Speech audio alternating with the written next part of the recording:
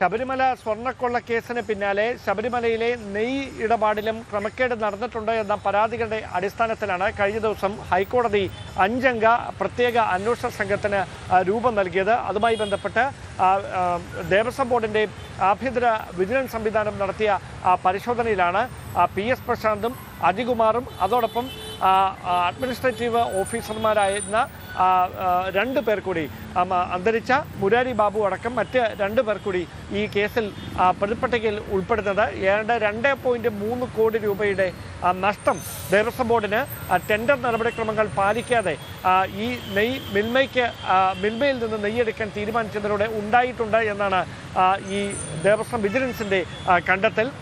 Tender നടപടിക്രമങ്ങൾ അട്ടിമറിച്ചത് ബോധപൂർവമാണ്, അതിന് PS Prashant കൂട്ടുനിന്നു എന്ന തരത്തിലുള്ള നിരീക്ഷണമാണ് ദേവസ്വം വിജിലൻസിൻ്റെ ഭാഗത്തു നിന്നുണ്ടായിരിക്കുന്നത്. ശബരിമല സ്വർണ്ണക്കൊള്ള കേസുമായി ബന്ധപ്പെട്ട് അറസ്റ്റ് ചെയ്യപ്പെട്ട PS പ്രശാന്തും അജികുമാറും നിലവിൽ റിമാൻഡിൽ കഴിയുകയാണ്. അതിന് പിന്നാലെയാണ് ഇപ്പോൾ ഈ നെയ് ക്രമക്കേട് കേസിൽ കൂടി ഇവർ പ്രതികളാകുന്നത് എന്നതാണ് ശ്രദ്ധേയം. അങ്ങനെയെങ്കിൽ ഇതിന് പിന്നിൽ മറ്റെന്തെങ്കിലും ലക്ഷ്യങ്ങളുണ്ടായിരുന്നോ?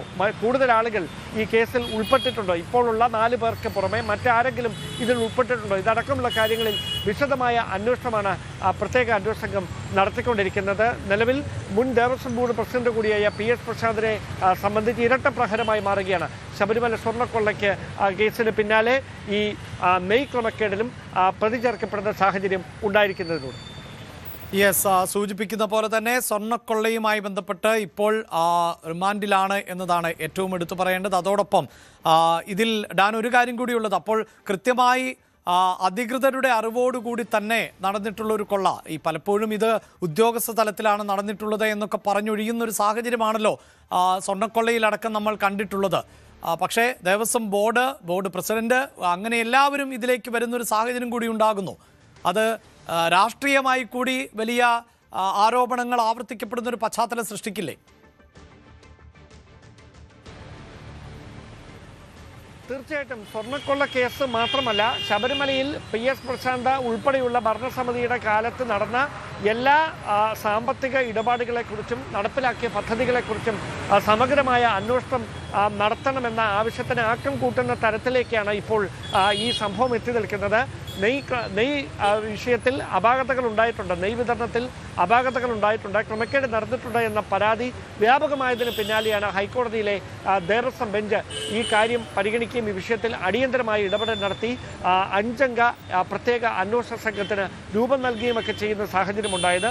അതിന് പിന്നാലെയാണ് ദേവസ്വം വിജിലൻസ് നടത്തിയ പരിശോധനയിൽ 2.3 കോടി രൂപയുടെ നഷ്ടം ബോർഡിന് വരുന്ന തരത്തിലാണ് ടെൻഡർ നടപടിക്രമങ്ങൾ അട്ടിമറിച്ചുകൊണ്ട് ഇതിൻ്റെ കരാർ മിൽമയ്ക്ക് നൽകിയത് എന്ന കണ്ടെത്തൽ ഇപ്പോൾ ഉണ്ടായിരിക്കുന്നത്. അങ്ങനെയെങ്കിൽ ഈ സംഭവത്തിൽ PS പ്രശാന്തോ അല്ലെങ്കിൽ അജികുമാറോ മറ്റ് ദേവസ്വം അഡ്മിനിസ്ട്രേറ്റീവ് ഓഫീസർമാർക്കോ പുറമെ മറ്റേതെങ്കിലും രാഷ്ട്രീയ നേതാക്കൾക്ക് ബന്ധമുണ്ടോ?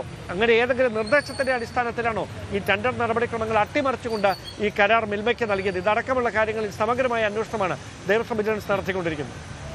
സ്വർണ്ണക്കൊള്ള വലിയ തോതിൽ ചർച്ച ചെയ്യപ്പെടുന്ന ഒരു സാഹചര്യമുണ്ട്. അതിന് പിന്നാലെയാണ് ശബരിമലയുമായി ബന്ധപ്പെട്ട നിരവധിയായ അഴിമതികളുടെ വിവരങ്ങൾ ഇപ്പോൾ പുറത്തു വന്നുകൊണ്ടിരിക്കുന്നത്. കൂടുതൽ വാർത്തകൾക്ക് News 18 Keralam YouTube channel subscribe ചെയ്യുക.